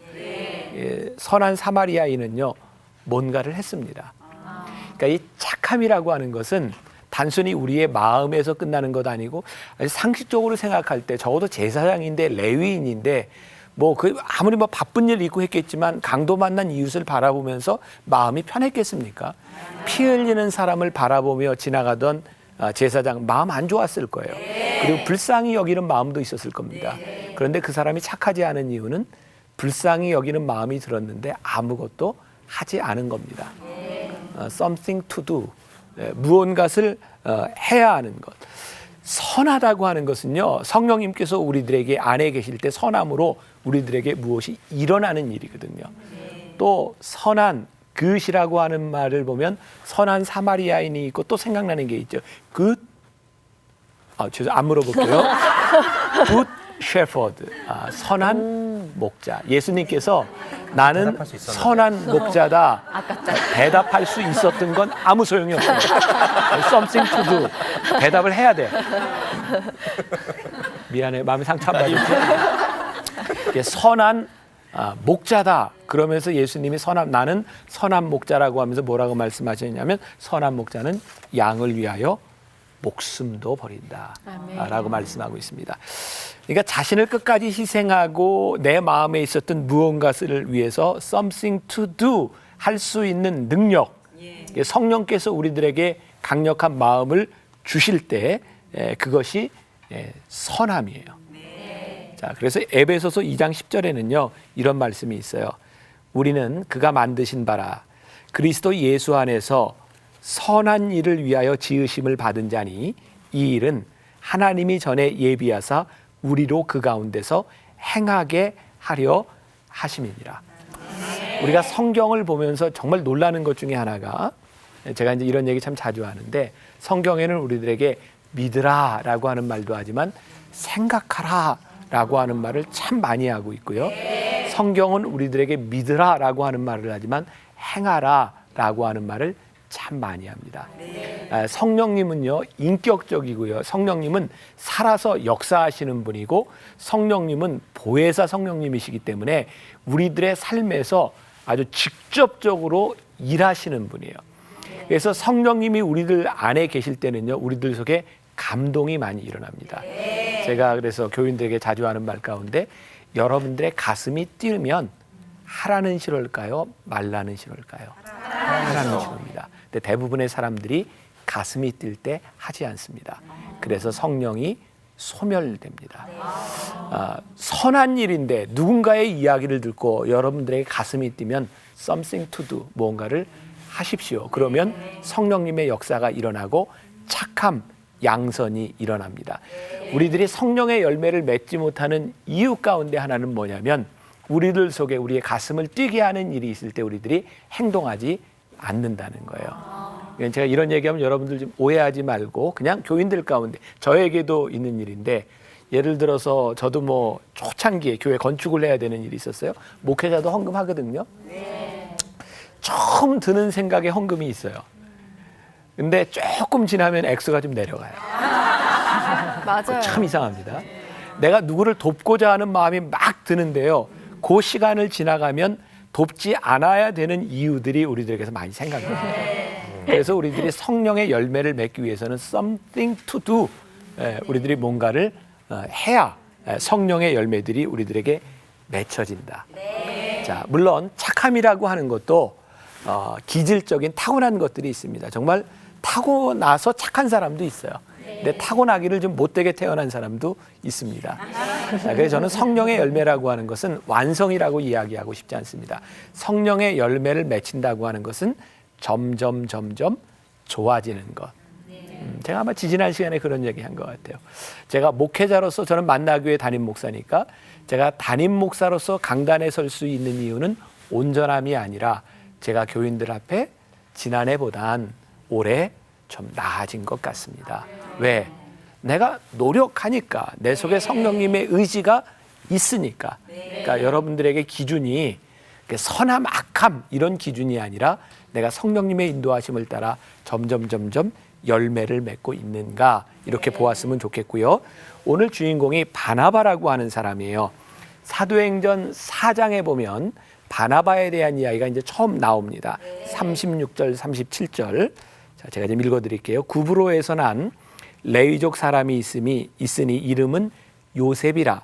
사람들이 일컬어 바나바라. 번역하면 위로의 아들이라 하니 그가 밭이 있음에 팔아 그 값을 가지고 사도들의 발 앞에 두니라. 자, 우리가 잘 아는 초대교회의 역사 가운데 사람들이 이제 은혜를 받고 성령을 체험하면서 자기들 가지고 있는 것을 팔아서 가지고 옵니다. 이제 공동 생활을 하고요. 어려운 사람들에게 나누어지기 시작하는데 그때 요셉이라고 하는 사람이 있었는데 그 사람의 이름이 별명이 바나바였어요. 그러니까 우리가 오늘 읽은 사도행전 11장에 나오는 바나바는 바로 그 요셉인데 이 바나바는 앞에 늘 그런 말이 붙어 이 사람은 착한 사람이었고 바나바라고 하는 이름의 뜻은 누군가를 위로하는 사람이었다. 자, 위로자, 권면자. 우리 교회에서 보면 직분을 가진 사람 중에 집사, 권사, 장로 중에 어떤 직분이 이렇게 위로하고 권면하는 역할을 할까요? 저는 어려운 건 안 물어요. 뭘까요? 권사. 권사. 네. 저는 권면. 우리 교회에서 권사님들한테 이런 얘기합니다. 권사는 절대 삐치면 안 돼요. 네, 권사는 누군가를 위로해 주니까 권사는 삐치면 안 돼요. 권사가 됐을 때 누군가를 위로해주고 권면해줘야 되는데 대개 교회는 권사가 삐쳐서 문제인 거예요. 권사가 삐치면 격하게 이거를 공감하시는데 앞에 계신 분들이 권사님들 같아. 이게 권사가 삐치면 어떻게 할 방법이 없어요. 이 바나바는요 착한 사람이라고 하는 말이 늘 앞에 붙어 있는데 늘 위로하고 권면해주는 그런 사람이었어요. 우리가 잘 아는 유명한 사도 바울을 사도 바울 되게 한 사람이 바로 바나바입니다. 사도 바울이 사울이었을 때 하나님의 은혜를 체험하죠. 그리고 그가 이제 사도가 됩니다. 근데 사람들이요 아무도 사도 바울을 인정하지 않아요. 그런데 바나바가 사도 바울을 끌어주죠. 여러분 이제 사도행전 중반쯤 가면요 전세가 역전돼요. 사도 바울이 크게 쓰임 받으면서 바나바는 조연으로 밀려납니다. 그럼에도 불구하고 바나바는 끝까지 착한 사람입니다. 저는 오늘 이 강의를 듣는 분들에게 솔로몬의 지혜라고 이야기를 하는데 저는 우리 크리스찬들이 좀 착한 사람이라고 하는 말을 좀 많이 들었으면 좋겠어요. 좀 이렇게 좀 좁게는 식당에 가서 음식을 먹을 때도 저 사람은 좀 착한 사람이었으면 좋겠고 정말 무례한 사람들을 많이 보거든요. 저는 교회 안에서도요. 우리 교인들 들으면 이게 찔려도 괜찮아요. 찔려도 괜찮은데 이렇게 주일날 이렇게 장의자에 이렇게 앉아 있잖아요. 그러면은 이렇게 일찍 와가지고 맨 끝에 앉아 있는 사람이 있어요. 그리고 이제 안내하는 분들이 다음 사람이 있으니까 좀 들어가세요. 절대 안 들어가요. 그리고 자꾸 들어가라 그러면 내가 먼저 와서 여기 앉아 있는데 왜 자꾸 그래요? 그리고 화도 내요. 제가 화가 나요. 화내면 안 되는데. 그 부분은 진짜 제가 죄송하게 생각합니다. 죄송합니다. 근데 우리가 착한 사람이 되기 위해서는요. 내가 조금 힘들지 않으면 절대로 착한 사람이 안 됩니다. Something to do. 우리가 무언가를 하지 않으면 절대로 우리를 착한 사람 되지 못합니다. 그런데 그것을 하게 만들어 주려면요. 내가 하고 싶은 내 욕망과 내 의지가 꺾여지지 않으면 절대로 그게 되지 않아요. 그래서 성령님의 의지가 내 안에서 일어나기 시작할 때 내가 무언가를 하기 시작할 때 그 열매들이 맺혀질 수 있지 않을까. 여러분 오늘 제 말을 좀 잘 기억하세요. 여러분들이 하고 싶지 않은 일이지만 여러분들이 해야 되는 일이라면 움직이십시오. 그래서 우리가 좀 착한 사람이 되었으면 좋겠다. 자, 이 양선이라고 하는 것이 무엇인지 이 믿음이라고 하는 것과 연관지어서 제가 이런 데피니션을 정의를 한번 내려봐요. 믿음이란 하나님의 눈으로 보는 것이요 하나님의 관점으로 올라가는 것이다. 자, 우리들이 착함을 행하는데 우리들에게 제일 방해가 되는 것이 뭐냐면 내 생각입니다. 내 관점. 왜냐하면 이거는 내가 도저히 착할 수가 없는 거예요. 저놈이 나쁜 놈인데, 틀림없이 나쁜 놈인데, 내가 하는 것이 정의로운 일인데 내가 어떻게 하냐고요. 그러니까 이것은 내 관점으로서는 도저히 이해가 가지 않는 부분인데 하나님께서 우리들에게 또 다른 관점을 주시는 거예요. 정말 여러분들이 욕을 먹어야 되는 때가 있고요. 여러분들이 순교를 당해야 되는 때도 있습니다. 근데 그것이 하나님의 관점에서부터 일어나는 일이 될 때 그것이 순교가 되는 것이지 고집스럽게 질서를 안 지키고 잘못 살다가 죽는 건 순교 아닙니다. 우리가 착각하는 것들이 참 많이 있어요. 그러니까 우리들이 하나님 앞에서 우리들에게 주시는 생각, 그 안에서 일어나는 일, 그래서 내 속에 있는 분노를 이기고 내가 착할 수 있을 때 힘들어요. 제가 신학교 졸업하고 졸업식장에서 저희 어머니가 저에게 금목걸이 십자가 걸어주시면서 우셨거든요. 그때 십자가 뒤에다 한자 4자색이 있었어요. 믿음, 소망, 사랑, 그리고 참을 인자. 제가 참는 거 잘합니다. 힘들어요. 참아서 병도 되고요. 근데 우리 교회 장로님 한 분이 저에게 그랬거든요. 목사님, 병 안 되려면 하고 싶은 대로 하세요. 그래서 제가 이제 한참 많이 아플 때였어요. 제 의료선교위원장님이 목사님 하고 싶은 대로 하세요.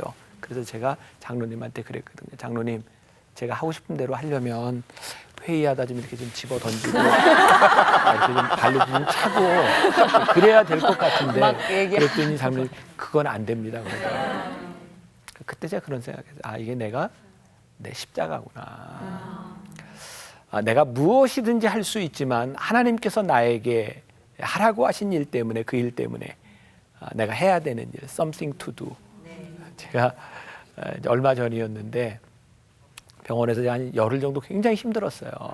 그래서 이제 뭐 수술도 하고 이랬는데 정말 나는 너무 아프고요. 참는 게 너무 힘든데 이렇게 아프다는 얘기도 잘 못하네. 목사니까. 근데 거기 의사, 간호사, 뭐 레지던트 들어오는데 목사님 미치겠는 거예요. 그게 너무 힘든 거예요. 맞아요. 그래서 제가 마지막 날 진짜 내가 하루만 더 있었으면 내가 폭발했을지도 몰라. 근데 그날 갔으면 그날 또 참았겠죠. 굉장히 힘들었겠죠. 근데 내가 그거 참는 게 너무 힘든 거예요. 근데 그렇게 살아가는 게 하나님이 나에게 주신 십자가일 수 있겠구나. 저는 여러분들이 그렇게 참는 것 때문에 이렇게 어려움을 당해야 된다 이런 이야기를 하고 싶은 게 아니라 하나님께서 여러분들에게 참아야 된다고 말씀하시면 그것이 하나님을 믿는 사람이기 때문에 참아야 된다면 그것이 여러분들에게 성령의 열매로 좀 잘 맺혀질 수 있으면 좋겠다는 생각도 들어요. 자, 우리들에게서 이제 성령의 역사가 일어날 때 제가 얼마 전에 여러분 김양재 목사님이라고 아실 거예요. 그분 이제 이야기하면서 그분이 서울대 음대 나오고 참 똑똑한 엘리트잖아요. 근데 결혼 생활하면서 많은 어려움 당했어요. 남편 용서 못하겠고 시어머니 용서 못하겠고 너무나 힘들었던 그분이 이제 용서하면서 그런 이제 목회들을 이제 하게 되죠. 근데 그때 상담했던 한 여자 아이의 이야기. 이 여자 아이는 엄마에 대한 분노가 참 많았어요. 엄마에게 버림받았다고 하는 것 때문에 남의 집에 가서 이렇게 자라면서 도저히 엄마를 용서할 수 없었다는 거예요. 근데 어느 날 은혜를 체험한 거죠. 기도하면서 성령님께서 말씀을 하시는데 그걸 보게 하셨다는 거예요. 너를 버린 엄마의 모습이 아니라 너의 아버지에게 버림받은 너희 엄마가 얼마나 불쌍하며 그 버림받은 상태에서 너를 낳아준 엄마, 너를 낳아준 엄마 때문에 지금 양부모 밑에서 내가 이렇게 잘 클 수 있는 것, 그것이 은혜로 느껴지고 어머니가 용서가 되더라는 거예요. 여러분, 우리들에게 은혜가 들어오고 하나님의 마음이 들어오면요, 우리의 분노가 달라져요.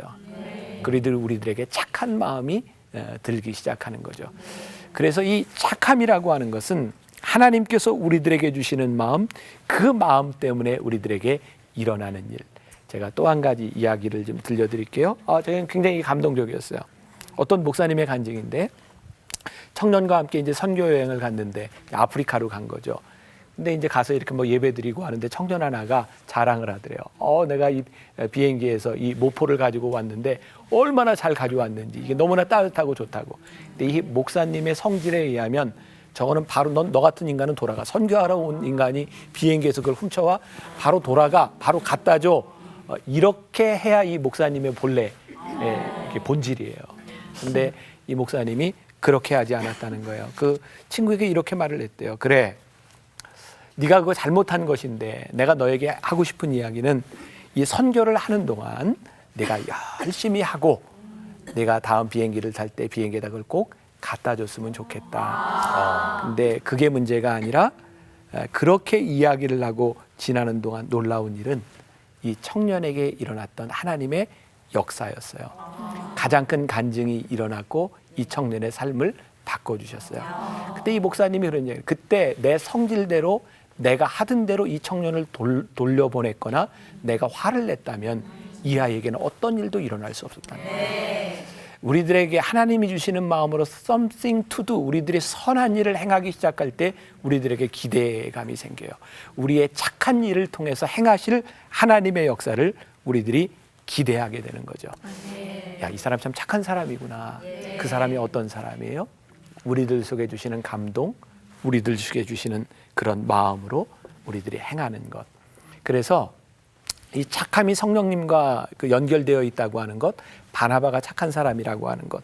요한복음은 성령에 대해서 우리들에게 가장 명확하게 말씀하고 있는데 26절과 27절에 보면 보혜사 곧 아버지께서 내 이름으로 보내실 성령, 그가 너희에게 모든 것을 가르치고 내가 너희에게 말한 모든 것을 생각나게 하리라.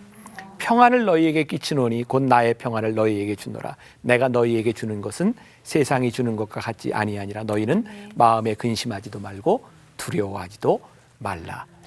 저는 우리들이 착한 사람이 되면요, 우리들에게 일어나는 가장 큰 축복이 우리 마음속에 찾아오는 평안인 것 같아요. 여러분, 착하게 살 때 평안해요? 못되게 살 때 평안해요? 착하게 살 때 편안하죠. 네, 못되게 굴면 내가 하고 싶은 대로 하는 것 같은데 절대로 평안하지 않아요. 착하게 사세요. 그래야 성령님의 열매를 우리들이 맺을 수 있어요. 이 바나바에게서 좀 놀라운 역사 가운데 하나는요, 사도 바울은 사역자로서 정말 능력이 있는 사람인데 착하지는 않았던 것 같아요. 그러니까 여러분들 뭐 또 안 착해도 좀 괜찮아요. 근데 착한 게 얼마나 중요하냐면 사도행전 13장에 가서 보면 사도 바울이 2차 전도 여행을 떠나는데 그때 마가 요한을 데리고 이렇게 같이 가야 되는데 뭔가 트러블이 있었던 것 같아요. 사도 바울이요, 안 데려갑니다. 사도 바울도 되게 까칠했던 것 같아요. 아무튼 열정은 있는데 마음에 안 들면 못 데려가. 근데 그 사람 챙겨준 게 바나바예요. 근데 그때 바나바가 마가 요한을 챙겨줬는데 마가 요한이 누가 되는지 아세요? 마가 요한을 기록한 저자가 됩니다. 바나바는 바울을 세워줘서 가장 위대한 사도가 되게 했고요. 사도 바울과의 갈등 가운데 있었던 마가 요한을 챙겨줌으로 마가복음을 기록하게 한 위대한 사람을 만들어줍니다. 여러분들의 착함은요, 어떤 위대한 열매를 맺을 줄 몰라요. 그래서 성령의 역사가 기대가 생기는 거예요. 착하게 사세요. 그리고 착하게 삶으로 우리들에게 일어날 성령의 열매를 기대하는 여러분들이 되시기를 주님의 이름으로 간절히 축복합니다. 아멘. 고맙습니다.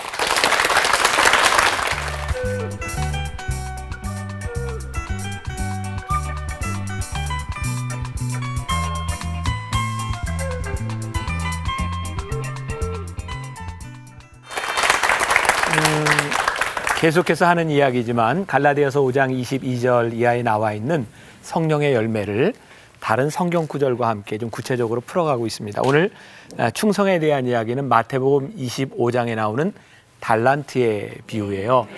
네, 굉장히 깁니다. 오늘 여기 다 읽으면 시간이 좀 부족할 것 같아서 여러분들이 달란트의 비유를 다 안다고 제가 가정을 하려고 그래요. 그래서 주인이 달란트를 한 사람에게 몇 달란트? 5달란트. 그 다음? 2달란트. 그 다음? 네, 다 압니다. 그래서 아유, 다 압니다. 네. 이 충성이라고 하는 말은요, 이 헬라어의 피스티스라고 하는 말인데, 이 피스티스 뭐하고 좀 비슷하냐면 faith, 이 믿음하고 비슷한 말입니다. 그래서 이 충성이라고 하는 말은 faith, 믿음이라고 하는 말과 faithful, 믿음직스러운, 믿음 있는 이런 말과 연관이 되어 있습니다. 이 성경에 충성을 다했던 사람들의 특징은요, 변함없는 하나님께 대한 믿음을 가졌던 사람입니다. 그러니까 이제 충성은 내가 최선을 다해서 무언가 충성한다고 할 때에는 그 사람에게 믿음이 있는가가 중요한 것 같아요. 그러니까 우리가 헷갈리는 게 있어요. 누군가 무언가를 열심히 하면 충성스럽다 생각하는데 그 충성이 열매로 나타나지 않는 것 문제입니다. 자, 뭐 아주 쉬운 예죠. 우리 교회 안에서 정말 많은 문제를 일으키는 사람은 너무 열심인 사람인 거예요. 그죠? 일을 안 하는 사람은 문제를 절대 안 일으킵니다. 근데 뭔가를 열심히 하는 사람, 그러니까 이제 과도한 열정. 근데 그 열정의 방향이 잘못되면 많은 사람들을 참 힘들게 합니다. 근데 그 사람은 이렇게 생각하죠. 나 하나님께 충성합니다. 근데 그 충성이 하나님을 향한 믿음이냐, 내 열정이냐, 이것이 구분돼야 되는 거예요. 그래서 또 중요한 것이 있는데, 우리들에게 은사라는 것이 있고요. 우리들의 재능이라는 것이 있어요. 자, 은사와 재능 중, 자, 미나 씨에게 물을게요. 네. 은사와 재능 중 어떤 것이 하나님이 주신 것일까요? 둘 다. 네, 둘 다. 네, 둘 다 하나님이 주신 거예요. 자, 근데 은사와 하나님 다 하나님이 우리들에게 주신 것인데, 우리들이 하나님의 일을 할 때에는 우리의 재능만 가지고 하는 것은 아니에요. 우리들을 참 힘들게 하는 것 중에 하나는 어떤 사람은 그 재능이 은사기도 한데 어떤 사람에게는 재능과 은사가 틀릴 때도 있습니다. 그럴 때는 우리가 힘들지만 우리들의 은사적인 측면을 따라가는 게 참 중요하겠죠. 자, 또 하나 중요한 것, 우리들이 하나님의 은사대로 살아간다고 하는 것은 우리들에게 주어진 다른 모든 일들을 우리들이 도외시해도 된다, 그런 뜻은 아닙니다. 아주 중요한 겁니다. 김필원 아나운서에게 좀 물어볼게요. 주부로서 본인은 어떤 은사를 가지고 있어요? 주부로서. 뭐 밥하는 거, 빨래하는 건, 뭐 요리, 뭐 어떤 거? 요리에 굉장히 관심이 많아가지고 제가 네. 막 자격증도 따보고 막 네. 그랬습니다만. 네. 그러나 이건 아니라는 생각이 들어요. 자, 그러면 김필원 아나운서가 요리에 그래도 은사가 있고 관심이 있으니까 나는 요리만 잘하면 돼. 그래서 빨래도 안 해. 청소도 안 해. 그러면 되죠? 안 되죠. 그랬으면 네. 좋겠죠. 네. 자, 우리들이 은사가 있어서 은사를 가지고 내가 잘 활용하면 좋겠는데, 우리들에게는 은사 말고도 기본적으로 우리들이 해야 되는 일들이 있습니다. 그래서 충성이라고 하는 것은 단순히 내가 열심히 한다, 이 차원에 머무는 것이 아니라 하나님께서 우리들에게 주어진 우리들의 삶의 문제와 우리들에게 주어진 재능과 은사에 대한 문제들을 밸런스 있게 잘 다뤄나갈 때 좋은 성령의 열매를 맺을 수 있어요. 제가 교회에서 이제 교인들 간에, 저는 이제 체육대회를 별로 안 좋아해요. 이유는 체육대회를 하면 싸울 때가 참 많이 있습니다. 승부를 가리니까. 네, 얼마 전에 우리 축구대회를 여러 교회들 모여서 하는데, 근데 정말 열심히 있는 교인들이 나와서 경기를 하는데 열심히 싸우더라고요. 그러면서 그리스도인다운 모습들이 없어집니다. 하나님이 영광을 받으시지 않는 것은 은사가 아닙니다. 그러니까 우리들이 충성한다라고 했을 때는 우리의 충성을 통해서 하나님이 영광을 받으실 때 그것이 성령의 열매다라고 말할 수 있어요. 자, 이게 좀 명확해졌죠. 우리 교회 안에서 저 사람 진짜 열심인데 저 사람 어떻게 해야지? 저 사람 어떤 거야? 고민하지 말라는 거예요. 그에게 그 열심이 하나님을 영화롭게 하지 않으면 그것은 하나님과 관계 있는 것이 아니라 자기 일을 열심히 하고 있는 겁니다. 그건 성령의 열매가 아닌 거죠. 그래서 자기 일을 열심히 하는 사람들이 충성스럽지 못한 이유, 너무나 쉽게 드러나는 것은요, 자기 일을 열심히 하는 사람들은 이런 말을 쉽게 해요. 나 못해. 못하는 이유가 뭔지 아세요? 하기 싫어. 또 왜 못하는지 아세요? 쟤 때문에. 우리가 하나님의 일을 내가 하고 있다고 생각했는데 내가 그 일을 그만두는 이유가 저 인간 때문에, 내 마음 때문에라면 그것은 이미 충성이 아닌 겁니다. 그래서 우리가 충성한다라고 할 때에는 나에게 하기 싫은 일과 누군가 나를 힘들게 하지만 하나님 때문에 멈출 수 없는 것, 그것이 충성이에요. 오늘 내가 생각해도 너무 네. 정말. 사실 이게 원고에 없는 거예요. 성령님이 이렇게 함께 하시는 거예요. 저희 너무 네. 정말 놀랐어요. 나 이러면 안 되는데. 네. 한결같은 사람, 그것이 정말 충성은 아닐까. 자, 이제 우리가 본문으로 돌아가서 마태복음 25장에 보면 어떤 사람이 타국에 갈 때 하인들을 불러놓고 그 사람들에게 무언것을 이제 맡기게 됩니다. 5달란트도 맡기고 2달란트도 맡기고 1달란트도 맡깁니다. 주인이 그들에게 달란트를 맡겼을 때는 무엇을 하라고 맡겼을까요? 무엇을 맡겼을까요? 네 맘대로 해라고 맡겼을까요? 아니면 내가 너에게 주는 일을 잘해라고 맡겼을까요? 주인은 자기 하인에게 내가 너에게 맡긴 일을 잘해라고 맡긴 겁니다. 근데 우리들이 착각하는 경우는 뭐냐면 내가 하나님의 일을 한다고 하면서도 내가 하나님의 일을 내 일로 생각하지 않고 하나님의 일과 내 일 중에 내 일을 하는 거죠. 자, 여기에 충성된 종과 게으른 종이 구분이 됩니다. 5달란트, 2달란트 이 사람들은요, 나에게 맡겨진 달란트를 이렇게 잘 활용을 했는데 게으른 종이요, 마태복음 25장 25절에서 이렇게 말을 해요. 두려워하여 나가서 당신의 달란트를 땅에 감추어 두었나이다. 보소서 당신의 것을 가지셨나이다. 주인은 이 사람에게 내 것을 네가 맡아서 해라고 했는데 이 사람은 계속 어떤 생각을 했냐면 이것은 당신의 것입니다. 그렇게 생각하고 있는 거예요.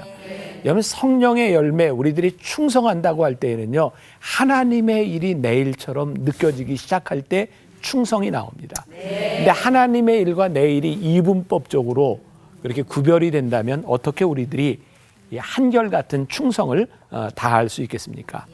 충성이라고 하는 것은 그것이 나에게 느껴질 때, 제가 3번 이전 말씀에서도 이야기했지만 우리들이 하나님께 받은 사랑이 없이 어떻게 누구를 사랑할 것이며 내가 하나님께 받은 사랑이 없이 내가 어떻게 자비로울 수 있을까? 결국 이 충성이라고 하는 것도 이게 성령님의 역사라고 할 때에는 하나님과 우리들 사이에 인격적인 만남에서부터 시작되는 거죠. 자, 제 예를 들면 제가 목회를 하면서 제가 어떻게 해야 충성스러운 목회자가 될 수 있을까요? 저에게 제일 두려운 게 하나 있습니다. 제가 얼마 전에 우리 장로님들 제가 교육하면서도 장로님들 저를 위해 기도해 주세요라고 했던 이유 중에 하나가 제일 두려운 것이 제가 강단에서 설교할 때 내가 하고 싶은 것을 이야기할까 봐 두려워요.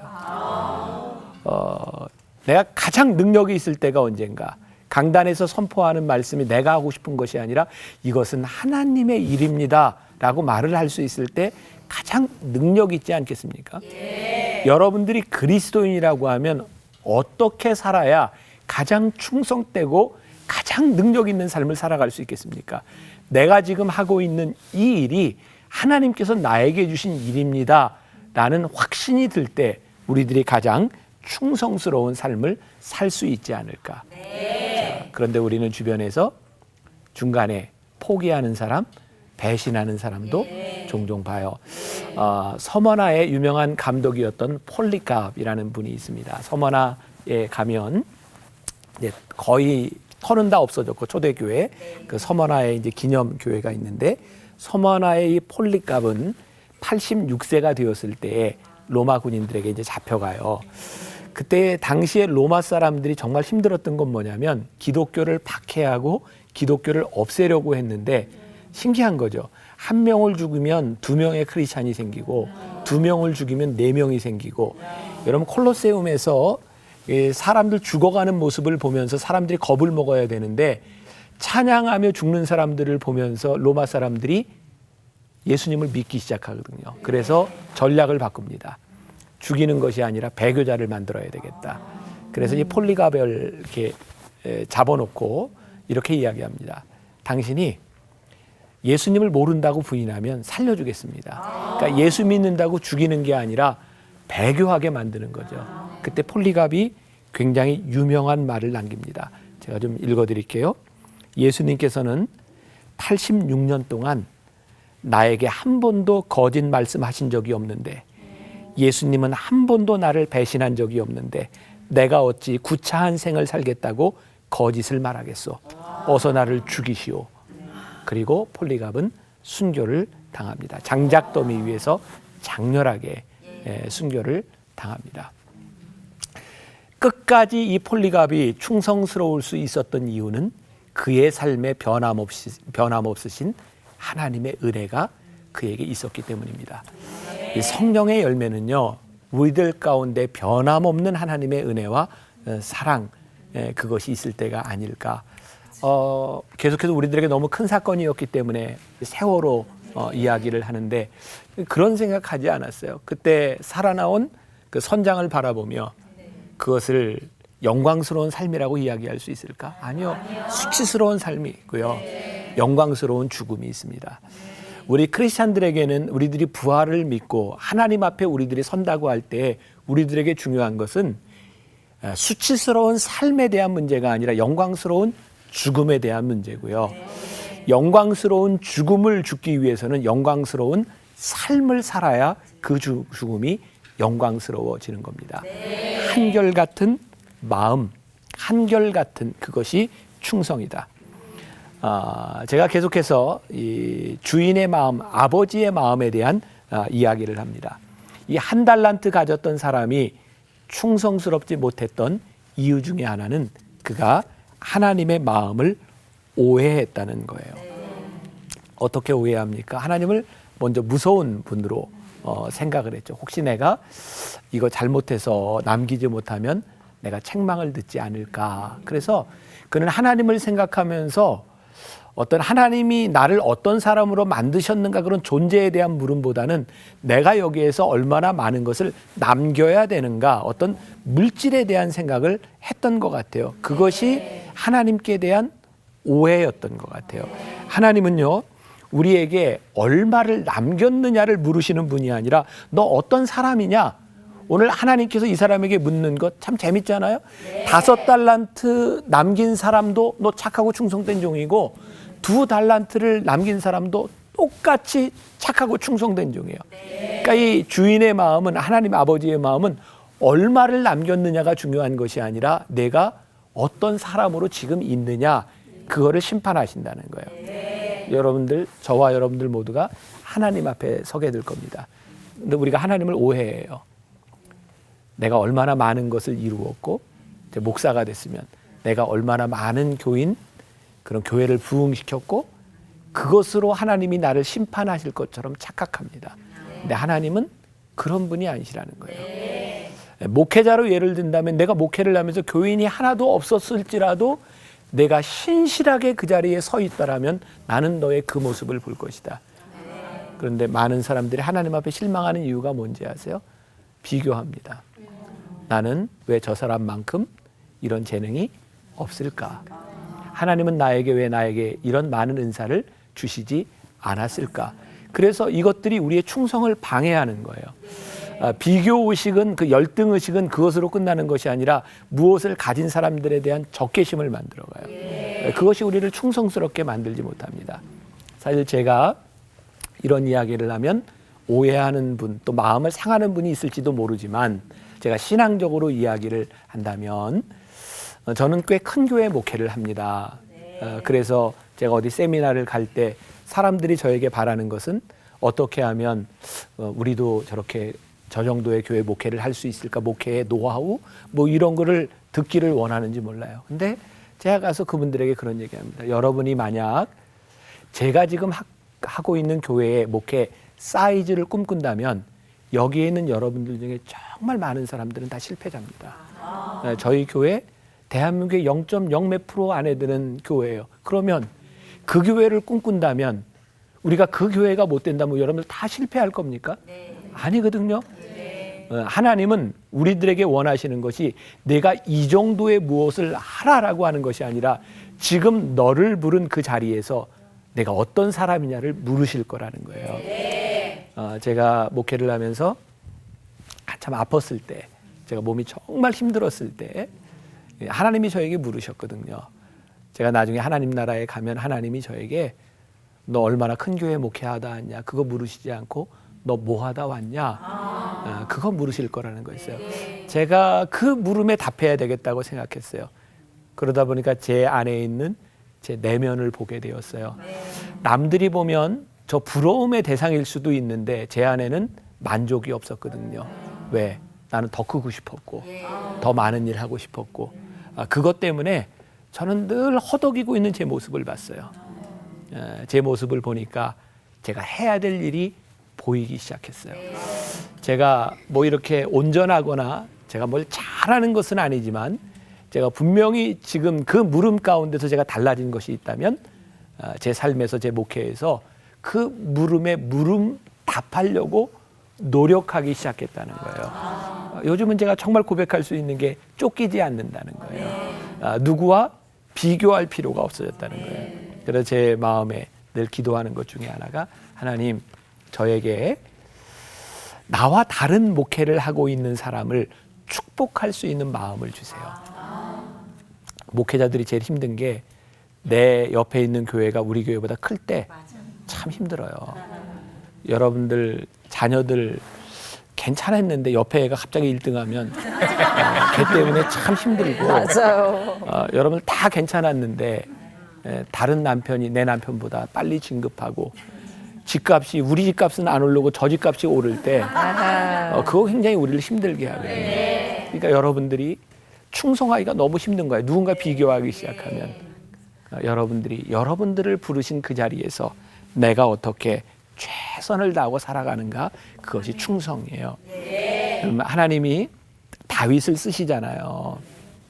다윗을 보면 저는 정말 흥미로운 거예요. 다윗이 불리움을 받았을 때 사울 왕에 비하면 왕될 만한 제모가 아닙니다. 그의 아버지조차도 내 아들 다윗을 볼 때 왕제가 아니었어요. 그래서 다른 아들들은 다 사무엘에게 이렇게 데려가지만 그 아들은 부르지도 않았어요. 근데 하나님은 중심을 보신다고 했고요. 다윗이 이렇게 기름 부음을 딱 받았는데 다윗의 위대함은요. 그리고 다윗의 인생에서 그가 기름 부음을 받고 난 이후에 다윗의 인생이 바뀐 게 없다는 거예요. 다윗은 기름 부음을 받고 목동으로 삽니다. 무명이었어요. 그런데 놀라운 것은 다윗의 고백 가운데 그가 골리앗과 나가서 싸울 때에 어떤 고백을 하면 남들은 다윗이 너 가서 싸울 수 없어 라고 이야기할 때 내가 목동으로 있을 때에 하나님께서 나와 함께 하셔서 저 곰과 사자와 늑대와 싸워서 이기게 하신 하나님, 그 하나님을 믿고 나갑니다. 다윗은요 자기에게 주어진 목동의 삶에서 가장 충실했을 때 하나님이 다윗을 쓰십니다.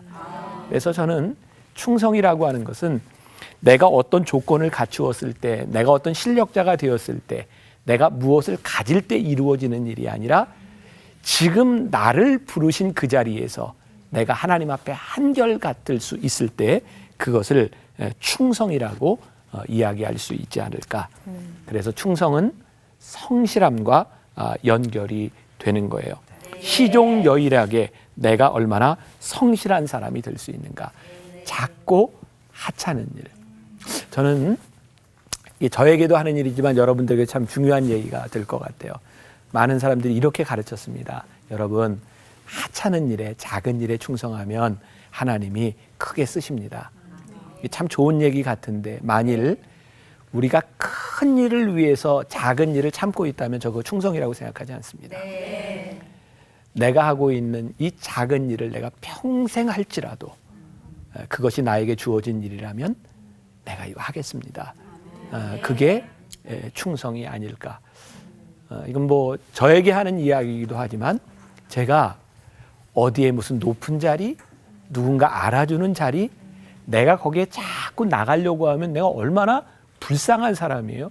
아니 하나님이 거기 세워주시면 쓰는 거고 하나님이 너 여기까지 그러면 여기까지 갈 수 있는 마음. 요즘은 제가 좀 사람이 돼간다고 생각하는 게 진짜로 이렇게 조급해지지를 않아요. 그리고 제가 약속을 좀 잘 지키려고 노력하는 사람이거든요. 근데 그 가운데는 어떤 마음이 있냐면 더 큰 일 때문에 작은 일의 약속을 하찮게 여기는 사람이 되지 말아야 되겠다. 왜? 내가 이 약속을 했으면 이 일에 충성하는 것이 내가 해야 될 일이고 그 일은 하나님이 때가 되면 세워주실 것이고 내가 그 정도가 안 되면 하나님이 여기까지 쓰실 테니까 나에게 주어진 일을 열심히 살아가자. 요즘 제가 굉장히 이렇게 편안하게 살아가는 이유 중에 하나이거든요. 그러나 제 속에도요 끊임없는 욕망이 있어요. 그런데 하나님 앞에서 내가 이걸 얼마나 내가 잘 죽여나가느냐. 여러분들이 성령의 사람으로 내가 한결같은 그런 충성된 사람이 된다는 것이 어떤 의미인지. 그래서 제가 오늘 마지막으로 더 멋진 얘기를 하나 하려고 그래요. 기대됩니다. 네. 하나님은요 여러분들이 넘버원 되는 거 원치 않으세요. 넘버원 되는 걸 원하시는 분이라면 넘버원 아닌 모든 사람은 다 실패자예요. 그러게요. 그래서 하나님은 넘버원을 원하시는 게 아니라 only one. 내가 최고의 사람이 되는 것이 아니라 내가 그 사람, 하나님이 부르신 그 사람 되기를 원하세요. 그래서 디모데후서 2장에 보면 우리가 잘 아는 이야기가 있잖아요. 큰 집에는 금그릇과 은그릇뿐만 아니라 나무그릇과 질그릇도 있어 귀하게 쓰는 것도 있고 천하게 쓰는 것도 있나니. 근데 참 불편해요. 누구는 귀하게 쓰고 누구는 천하게 쓰는데 난 나무그릇? 내가 천한 것이면 어떡해요? 오늘 여기에도 우리가 이제 방송을 하고 있지만 여기에 누가 천하고 누가 귀해요? 우리 인간적으로 제가 좀 더 귀하잖아요. 왜냐하면 역할이 많으니까. 근데 생각해 보세요. 제가 아무리 여기서 귀한 역할을 한다고 해도 다른 사람이 없다면 나는 아무것도 아니에요. 하나님의 일은 때로 내가 어떤 자리에서는 귀한 역할을 하고 내가 어떤 자리에서는 천한 역할을 하고 제 믿음의 고백인데요. 요즘 제가 노력하는 것 중에 하나가 뭐 저도 이제 목사가 되다 보니까 자꾸 이게 대우를 받으려고 해요. 근데 내가 대우받지 않는 곳에서 자리를 지키는 사람이 됐으면 좋겠다. 그게 제가 노력하려고 하는 것 중에 하나. 그래서 내가 뭐 아무 역할을 하지 않아도 그 누군가를 위해서 내가 그 자리를 좀 지켜주고 요즘 이제 우리 교회인들 가운데 무슨 뭐 연주회를 하고 있는 뭐 토요일 날 가기 참 힘들잖아요. 네, 내가 있음으로 해서 그 사람이 정말 기뻐한다면 이거 목회다. 내가 드러나지 않아도 나 때문에 기뻐할 수 있으면 참 좋겠다. 여러분들이 지금 방청객으로 있는 것, 여러분들의 리액션, 여러분들 때문에 이 방송이 살아난다면 여러분들은 굉장히 중요한 역할을 지금 하고 있는 거죠. 그러니까 금그릇이냐, 은그릇이냐, 질그릇이냐, 내가 어떤 그릇이든지. 근데 중요한 것은요, 하나님은 내가 무엇이라고 생각해도 깨끗하지 않은 것은 안 쓰신다는 거예요. 우리가 하나님 앞에 시종여일하게 우리가 성령의 음성을 듣는다고 하면 내가 깨끗한 사람이 되기 위하여 노력할 때, 자, 여러분들 충성의 열매를 맺으려면 비교의식을 버리세요. 그리고 우리들이 충성의 열매를 맺으려고 한다면 우리를 향한 하나님의 마음을 우리들이 알아야 돼요. 여러분들이 무엇을 남기고 얼마나 가지느냐가 아니라 지금 여러분들의 자리에서 여러분들이 누구인가. 그런 말이 있죠. 못생긴 나무가 산을 지킨다. 이건 뭐 제가 한 얘기는 아니지만 멋있는 말. 못생긴 나무가 산을 지킵니다. 재밌죠. 그 잘생긴 나무들은요 다 배갑니다. 산을 지키는 끝까지 남아있는 것은 못생긴 나무입니다. 못생긴 나무도 괜찮아요. 여러분들의 삶에 끝까지 한결같이 충성하는 충성의 열매를 맺으시기를 주님의 이름으로 간절히 축복합니다. 고맙습니다.